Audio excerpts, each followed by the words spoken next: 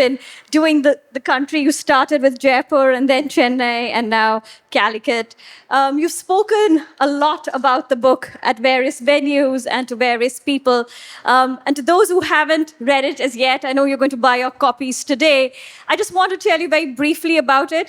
It's about Sunny and Sonia, the title characters, but it's also about so much more. It's about the search for identity. It travels across countries. It traverses the globe. It's about reinvention. It's how we find love and how we find ourselves eventually. It's, of course, a large novel in terms of scope, in terms of size, and also in terms of language. I think the language is really rich, and it takes you to wherever the book is located. So you might start in Delhi, but then you go to Venice, and then you go to Mexico, and then you go to America. So maybe my first question for you, Kiran, is this novel a defense of more? We're just talking about more in terms of character, more in terms of language. And I think right now we're at a time where the modern novel is seen as sort of spare and sparse, and you're kind of like, I want none of that. I want something big. I want something messy. I want something a bit chaotic in terms of lives and characters.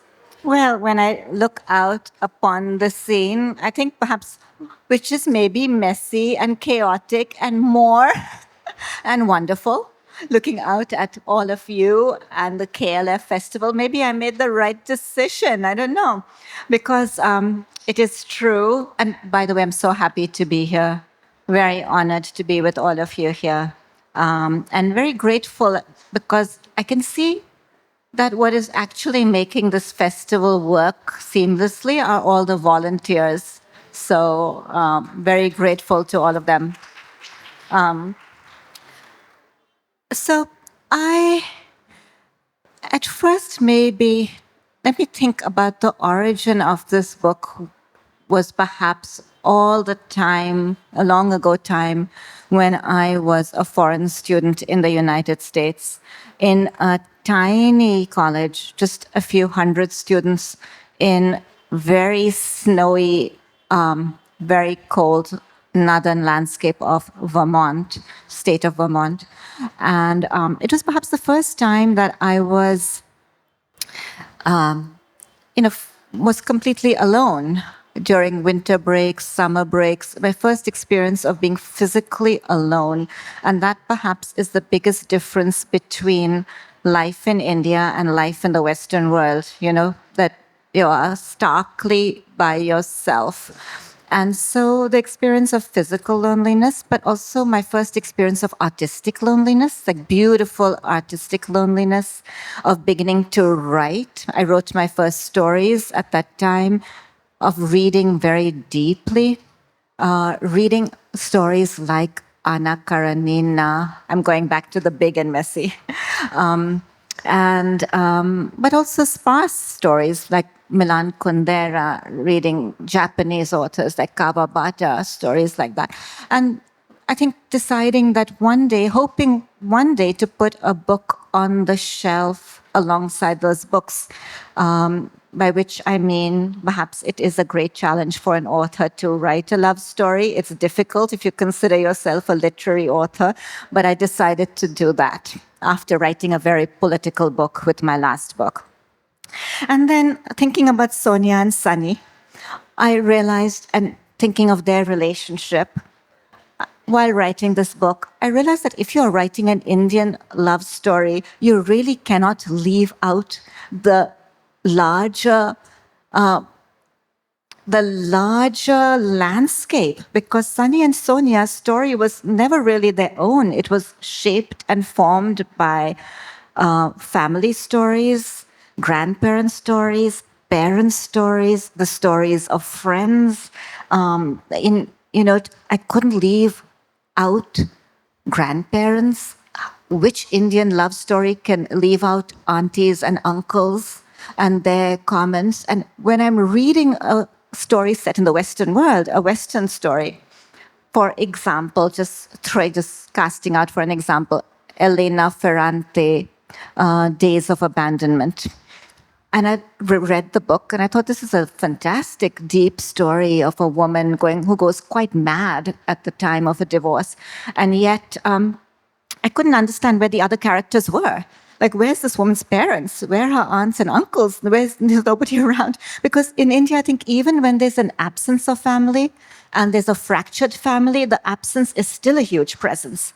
So the book grew bigger and bigger and bigger. Talking about family, I think you have many siblings, right?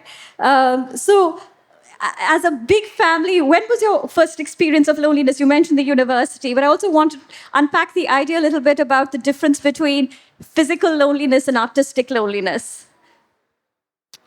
Yes, I actually have three siblings. We grew up in a very full household of, a family of six. I'm not including I should say, seven, including the dog, which one should always include members of the family.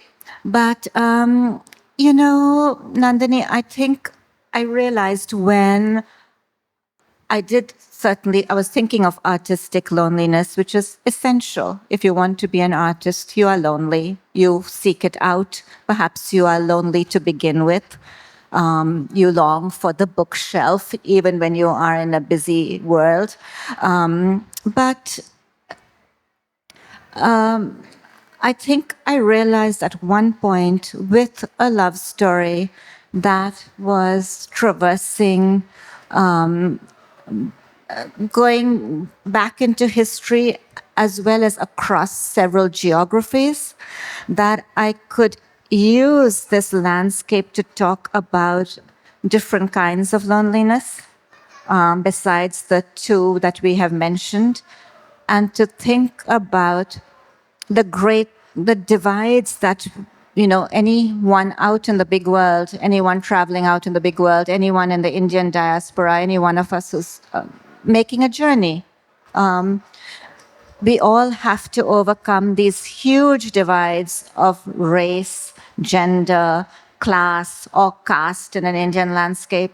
And I realized that I could see these divides in our modern world, in our fractured world, these divisions as a kind of loneliness, and to think of other kinds of loneliness as well, the promise and failure, the divide between the promise and failure of feminism, the fact that the past generation is vanishing so quickly, the terrifying vanishing of the natural world, all as a kind of feeling bereft, but then also the more beautiful parts of being lonely. This is so much fun. I don't know what is going on over there. Your musical accompaniment. But talking about the lovely side of loneliness as well. Loneliness as sustenance, as, a kind of time of self-reinvention. It's a time of discovering the privacy and dignity of our individual beings. Oh, I'm really curious. It feels like there's a wedding going on. Maybe someone's getting married at a festival. Maybe it's Sunny and Sonia. Maybe. Finally, they're together. You were talking about the changes that have happened, right? And about how families change and, the older generation passes away. You've famously taken 20 years to write this book. How have you changed as a writer over these 20 years? And is there things that you were revising that you'd written 20 years ago when you were like, oh, this doesn't ring true. I was a different person. I understood love differently. I understood family differently. And now I see it in a new way. Absolutely. I did change. And I think a lot of the experiences entered this book. And perhaps I needed to experience some things. I had to live some life before I could write some of the scenes. For example, Sonia's father, who falls ill and dies during the pages of this book. And of course, that's a huge experience that all of us will go through and have to go through. And when my father passed, for me, it was I also felt as if I was losing India in a way, because for as long as he was on his terrace in horse cars in Delhi, I was still able to go home. And perhaps some of this book is also, it carries through from the grandparents to the parents to Sonia and Sunny's generation. And I felt like something very precious about India is being lost with this older generation passing, because they were born in British India. They saw so much. Many of them were larger than life characters. And many of them, I think, were so upright, in their thinking and in the way they lived their lives and in their principles. And I think of my father, who used to, studied abroad, came back to India, and he would he'd wear a poncho, which he had bought when he was traveling on he traveled through Latin America, and he would sit in the wintertime on his rooftop in Delhi, wearing his poncho and listening loudly to Nusrat Fateh Ali Khan and Abida Parveen and Noor Jahan and Dagar Brothers, and just turning up the volume. And I would go back and sit on the rooftop with him. And this book is dedicated to him because I owe him that connection, continuing connection to India, which allowed me to write this book. Talking about the older generation, there are also many older, fascinating women in the book, right? So whether it is Sonia's mother, who kind of goes on a journey of self-discovery, or whether it's Sunny's mother, who is this strong, independent woman who's literally taking on the goons of Delhi. And then there's an aunt who's also sort of living a very singular life. Can we talk a little bit about the challenges of creating, of fleshing out these very interesting women, and how maybe they've been drawn from life, but also, of course, from imagination?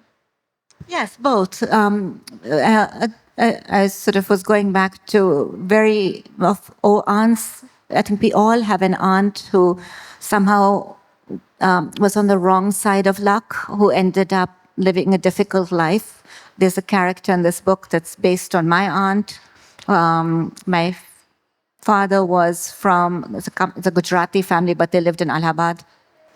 And this aunt who was married to a man who was already married, and then spent the rest of her life on the veranda of the house in Allahabad. And I adored her, and I wanted to write about that story because fiction, the great purpose of fiction, I think, is that the character who is an afterthought in everyone's actual life takes center stage in fiction, and that can be the heart of a novel. And I was thinking about the friendships of women, how women sometimes let each other down. Talking of Sunny's mother, Babita and Sonia, but also thinking about women, this generation. I think my sister's 10 years older than I am, and that perhaps was the first generation of women to go out into the workforce in large numbers. And I remember her and her first jobs, getting dressed up, the whole family supporting her, sending her out into the working world. And yet, I think it's also true that for so many young women, they're supported by their parents and they're brought up to become feminists and they plan to go out and work, and then larger society fails them. And there are stories of abuse in this book. There are stories of encountering danger in this book. And so, I did want to write about that as well, because that's part of the journey, right? I wanted to write about how modernity affects us in these matters of love and loneliness. You mentioned abuse, and the character who kind of course, in many ways personifies it is Sonia's early lover, and he's this elder artist, and he's a brutal man. He might be a genius, and he might be creating great art, but when it comes to his personal relationships, he's a broken and fractured person. What were some of the challenges, and also how hard was he to create? Like, what is it like to write about someone who's so difficult on the page? Very difficult to write, I think, to write accurately about a character who's really comes across as evil, right? And then you have to think, what makes a person this way? Does the snake know it's a snake? How do people justify this behavior? Why do young women still fall into these relationships? Why is it such a redundant situation? And a lot of people ask me because, as a writer, people don't necessarily read novels as novels. They read them as real life. And people will say, why didn't Sonia leave? She's a modern young woman. And I have to say that modernity doesn't save you. Your education doesn't save you from being in an abusive relationship. It's the one domestic abuse is the one abuse that cuts across all class, all classes. It's experience. You cannot be saved by class and privilege either, or education. And why doesn't she leave such a relationship? So, how does she become displaced from herself? And she's a young writer. What happens as a young writer if you're given a subject you don't want? And it's between you and the subjects you would otherwise have, or otherwise reach out to. So these things were interesting to me, but certainly a challenge to write about. Again, you're going into a very intimate space, and that is the hardest space as a writer, and yet I think that is the space we all want to we read for. We want to know what two people are saying alone in a room together, or what Sonia and Sonia are saying, what Sonia is saying to her father on her deathbed. This is why we read what happens in an abusive relationship. What does the man say? What does the woman say? Does she take the abuse? Does she answer back? What are the consequences? What exactly is the form of her fear? These are things that are, this is exactly why we write, and it is so hard to do. We read fiction to understand these silences, right? Which we as mortal characters don't. And I think that's what fiction gives us. This deepens our own experiences. We read the Russian novels, we understand love differently. We read Tolstoy's Master and Man, we understand death differently. It deepens our experience, it changes our vocabulary. I think it's fascinating that as readers, novels deeply enter our lives when it comes to these matters, and you search for it, right? When, for example, I was telling you, when my father passed away, I was looking for books. I wanted to understand my grief in an Indian context, and I wanted to understand how families talk to each other during these times. I didn't quite know what I thought. For example, I went and read Rohinton Mistri's Family Matters, and it was so helpful to me. I was going to ask you that. Which were some of the books that have helped you understand love better or death better? Or just since you've always talked about how you've always been a reader, so the books that have helped you kind of understand the world and emotions. The books that I was reading when I was writing this book would have been Kundera's Unbearable Lightness of Being, which is also about exile and borders, as is Sunny and Sonia's story. I was reading Naipaul's Enigma of Arrival, which is a very stark, difficult book to read about a man who travels from Trinidad to what he thinks of as the center, which is the colonial center, London, and then finds Britain, the society just completely unraveling, post-war Britain, and just to travel so far, and then there's nowhere to place your heart. That's the experience of that book. And I would say Snow Country by the Japanese author Kawabata, where it was fascinating to me. There's a central mystery that you never really understand, so it's a very Asian book in that you think of those paintings where the Japanese painters who paint, say, a cherry branch. But it's really not about the cherry branch, it's about the space around the branch. Or you see a painting saying, migrating ducks, but there's no duck. It's the emotion of when the duck has flown. And I was thinking of also that non-space when I'm talking of all the divisions and divides and a fractured world. So a lot of what I was focusing was also that emptiness, that empty space. Somehow, so I had to be aware of that while I was writing the story. So that book was helpful. You mentioned exile, and I think this book, of course, deals a lot with that, about the sense of identity, especially when you leave home and you go to another country.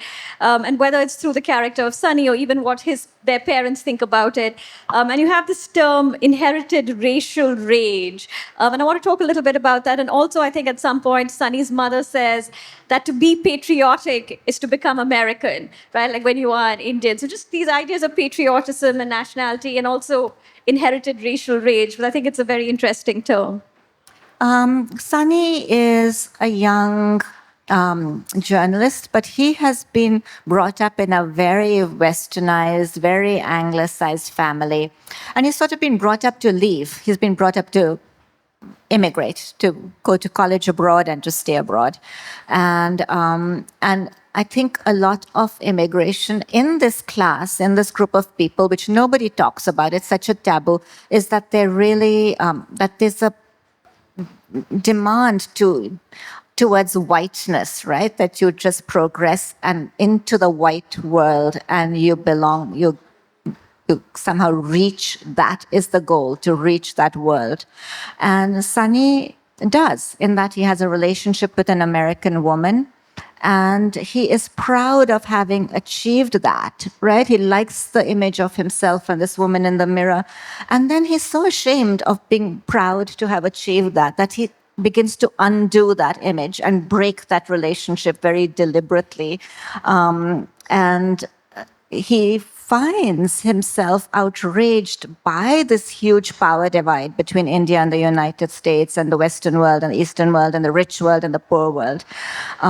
Just sort of, and so, yeah, there's also that there's that racial rage that bubbles up in him, and sort of overwhelms him for a while. And we talk a little bit about the idea of patriotism, especially for a migrant, right? Am I patriotic if I become more American? Am I patriotic if I'm more Indian? Yes, at one point, Sunny's mother says that to be, thinking things through. And she said she thinks how strange it is, because she again belongs to this class. She's of people who, when they achieve this landscape, this wife, this girlfriend, this lifestyle, India seems so far away, right? They're living in a completely different world. And they often, what I've noticed is that people who are like this, they often then treat their parents to an Alaskan cruise. All of a sudden, the parents are given this holiday and they go on a cruise to Alaska together, or some sort of similar landscapes that's the exact opposite of an Indian one. And Babita, Sunny's mother, is hoping that she will be taken on such a journey, maybe perhaps one day. And then she thinks to herself, she said, how strange it is that, if you are a patriotic Indian, you become an American and you leave. If we're talking about Indian families, I think we have to talk a little bit about food. And there's so much about food in this book, about how they're trying to get the perfect galauti kebab recipe. The artist introduces Sonia to sushi for the first time in her life. She's not eaten it. There are these incidents of how they go to France and they're making sort of dal in the hot water kettle because they're like, who wants to eat those horrible French sauces? So there's just all these dynamics of food. And I think in India, whether it's a husband asking a wife or whether it's a mother asking a child, have you eaten, is just a form of love. It's a very kind of essential to our families. So can we talk just a little bit about food and how it's kind of this motive of connection through the novel? So the book starts in Allahabad, in a landscape that's very similar to my grandparents' home. And I remember, and I'm sure you will all find this very familiar, but I remember how much food was exchanged between households, and when you made something special, it was then sent across to all the neighbors and it was carried from house to house. And the first conversation of the day at dawn, when they emerge upon the veranda to have their morning tea, the first conversation of the day before breakfast was, what are we going to eat for the rest of the day? And very combative and, long, convoluted discussions and chaotic discussions. And so it's just, I think there was food. Food was always at the center of this book. And there's an old cook in the book. And I remember, and another of the opening scenes is when the grandfather dies. In the early scenes, when the grandfather dies, then the neighbors think of stealing the cook, because the cook has this repertoire of dishes that everybody wants. And that's something I also remember all through my childhood, all through my come back to India. Everybody wants to poach somebody else's cook at any given opportunity. And, writing about food is a way to write about, is also a way to write about, it immediately exposes the culture of a family, how westernized it is or not. What is the mixture of food on the table? Are you having an omelette, a cheese omelette, along with an idli, or a dhokla with an omelette? What are the mixtures of things on the table?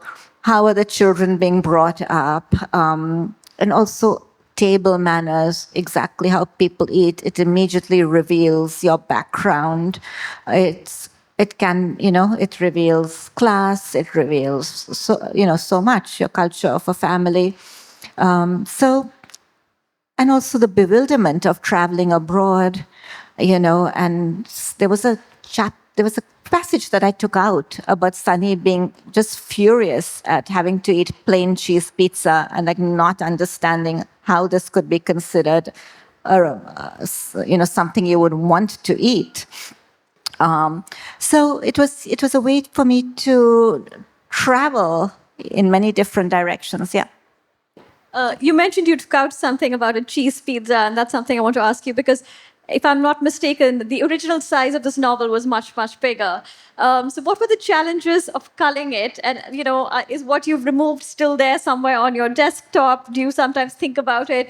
Does the novel actually end for you, or are the characters still very much alive in your mind? So at one point, I was working on this book, and I printed out the manuscript, and it turned out to be 5,000 pages. And the book is now, how many pages is it? 700 pages. So I had to cut it down from 5,000 to 700. And there were so many more characters, but I was also following different ideas. There's Allahabad side to this, Gujaratis in Allahabad side to this part of this novel.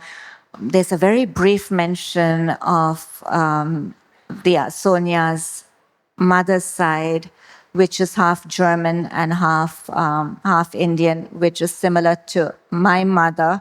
And that was a story that it did not enter the novel at the end. I had to cut it out because that story of Germans and Indians in 1920s Germany was just too vital and important a subject for it to be a secondary story.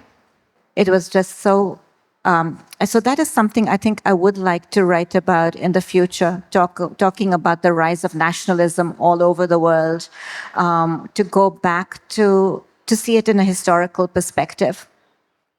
Yeah, but it's really quite a fascinating thing that to think of her mother who traveled in 1920s from Germany to India to marry my grandfather, who was an engineering student in Berlin and came from Dhaka, from a family of communist revolutionaries, and to talk about that history that all of us, that you could talk about a family where one member might have studied in Germany, be working for a German company, and India was then fighting Germany alongside the British. At the same time, another member of the family might be in that freedom movement, and another family member might be in the army fighting the Japanese on the eastern border, and one family might have all these different stories that are all in contradiction to each other. So I actually had a lot of pages on this topic, which I cut out. Which might become another book. Yeah, I may. It's interesting because I think in Jaipur you were mentioning about how you asked AI write a book like Kiran Desai, Yes. and it started with. It was called Dance. It came out with Dance of the Seven Whales, and it started under a mango tree. But it's lovely. I mean, you should all try this. Go to ChatGPT and say, write a story in the style of Salman Rushdie. I mean, it's kind of fascinating what comes out. But yeah, so AI doesn't know about all your news stories as yet. Maybe I should just ask AI, to come up with ideas for a new book. Yeah. I want to leave enough time for the audience. So if we can have a few hands and we'll pass the mic around. Yeah. Please do make it questions and not comments. Yes, the gentleman at the back in the blue T-shirt, please. Hi, we've been speaking about a lot about the humans. I wanted to speak about the non-humans in your book. The monkeys, mutt, the bandicoots. They're normally plot movers of much higher importance than most writers give. I just wanted to explore that dimension of your work with you. That's a lovely question. I always wonder why more writers don't include animals in their book and nature in their book, in their books, in their work. So yeah, they're all kinds of creatures. I was also writing. This book is also set a bit in the past. So in the late 1990s, early 2000s. And it's kind of astonishing how quickly wildlife, nature, it's vanishing from our world. I mean, there are fewer birds, there are fewer insects, there are fewer of all of these things. And it's a terrifying thing when you really, my nieces and nephews they just don't have that knowledge of the natural world because they don't see so many animals. So it was important for me to put them in. But then, you also, as if you're writing over decades, you have your material, you're gradually seeing the symbolism of what you're working on. It's it's gradually being revealed to you, and you begin working on several different levels. So the animals take on a different meaning as well. So the ants. There's a scene where Sonia's mother is watching a line of ants carrying the eggs aloft on the move, and she's simultaneously, it aligns with her unconscious decision to leave her marriage in a way. So I'm sort of using them in different ways. Your novel explores the many forms of loneliness, private and public, collective and intimate. After a yawning gap of 20 years, how did your own relationship with solitude and memory shape the way you crafted the novel? It's a lovely, lovely question. I was very solitary while I was writing this novel, and I must have entered a different state of mind altogether because I didn't notice the years passing. I shifted my life into my work, and I consider it a great privilege to have been able to do that. And my life, when I came out of writing this book, I was a bit frightened, really, because my life seemed so thin on the other side of this book. It was so merged with this novel that there was really nothing else I was concentrating on. And I don't know why I did that, actually. I don't know why I spent 20 years pursuing a novel and really giving up actual life for the sake of artistic life. But I can't say I regret it. It was a deliberate decision. I have noticed that in all your works, the world building happens from a real place. You build from a real geography. So my question is, how spatiality and geography has affected you as a writer, and how you integrate that into your fictional world, the narrative that you try to convey to the world? When I think about these places, because I am an immigrant and I don't really have a real home. I live in New York, but it could be anywhere. There's no real reason for me to be there. And for an immigrant writer writing about home or the leaving of home, these landscapes of the past becomes a kind of home. In a way, the past is a home to all of us. So when I go back, perhaps I'm trying not to lose that sense of place when I go back to those landscapes of Allahabad or the mountains in Missouri. And I know they no longer exist. And a novel acts as a museum. It preserves. And these are precious places. These are precious people. I think a country needs to remember those people and those places. We can go back and remember things. Some of those things are not worth losing. Some of those thoughts are not worth losing. So it acts as a repository. I mean, when I think of my mother who's living now outside New York City, she's 88 now, going to be 89, but I always think of her up in the mountains in Cloud Cottage, which is a scene in the book, a place in the book. I always think of her up in Missouri where she was born. Good afternoon, ma'am. You are one of the few writers who said that the writer's block was not detrimental to your writing process. You, in fact, mentioned that you entered a meditative state while you were having those 20 years and 12 years. One was this question: how did that actually not negatively affect you? And secondly, over a period of 2 decades, how have you kept in touch with your characters which you kept on building throughout this process where you've come up with the loneliness? Yeah. You have kept, it's very difficult. There should have been some broken threads. So these 2 questions I wanted to ask you. I think the novel is just one form of what it could have been. When you're working, I'm very conscious of all the different ways the book could have taken. And it's just one version of Sonia and Sunny's story. There could have been other versions. I never lost touch with the characters, I have to say. Over the 20 years, they were a part of my life. I must not have grown tired of them if I was working with them for over such a long time. I think when, as a writer, as an artist, it does become a spiritual discipline. Artistic discipline is spiritual discipline.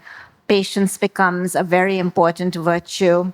And, you're working and working and working until you reach a place of some sort of intuition, and you're working to just somehow get to a place where you have a finger on the pulse of things.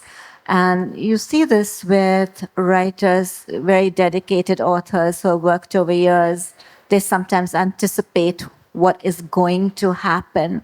They just know because the intuition has been developed by this daily spiritual artistic work. Good evening, ma'am. Hearty congratulations for all your great achievements. My question is slightly out of the normal questions. You have studied, you worked 20 years just on your books. So you have covered the gamut of human emotions, human ambitions, human defeats, all kinds of emotions and situations. If you have to write a 2-line letter to the world leaders of increasing large democracies, right?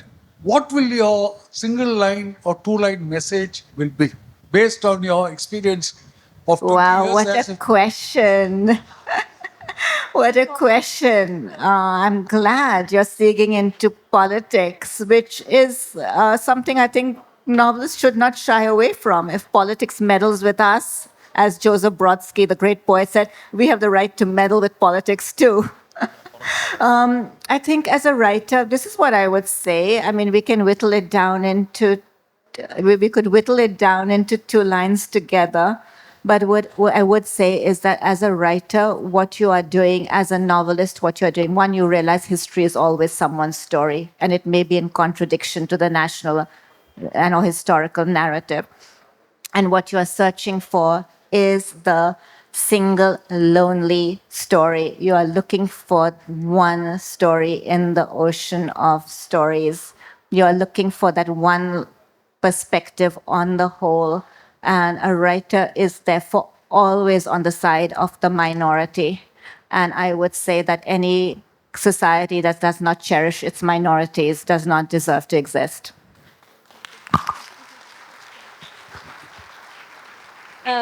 When you're fighting for minority rights, fighting for human rights, what you are also fighting for is a literary landscape. Good afternoon. My question was something you talked about earlier. You'd mentioned that when you experienced love or grief, you went to other authors to read their work in order to better understand your own. So, what about you? Are you aware that you're a contributing voice for other people, as in they want to understand their love, their grief, or whatever their experiences are? Is that something you think about, that I am contributing to the catharsis of other people? It's not, I mean, I tend to think of the novel from inside out rather than outside in, which means to say that I try to think, I'm just trying to present an accurate, authentic story. So I'm not really thinking of what other people think about it until after the book is published. But, I am conscious of the fact that this is my most popular book. I am seeing the response across outside the Indian world, Indian diaspora as well, that somehow this book, I think because of the subject of loneliness, is touching more people. Thank you. I think we have time for just one more question. The lady in white.